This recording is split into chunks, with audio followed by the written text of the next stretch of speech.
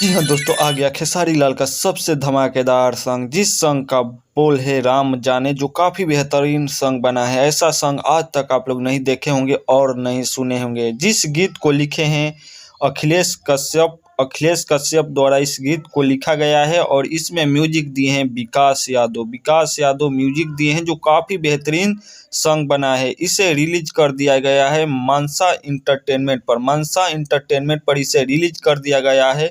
आप लोगों से निवेदन है, इस सॉन्ग को जाकर जरूर से एक बार सुने और इसको प्यार दें। बहुत अच्छा गीत बना है, इसको एक बार सुने और इसको प्यार दें। यह जानकारी आप लोगों को कैसा लगा? वीडियो को लाइक करें, चैनल को सब्सक्राइब करना ना भूले। थैंक फॉर यू, जय हिंद।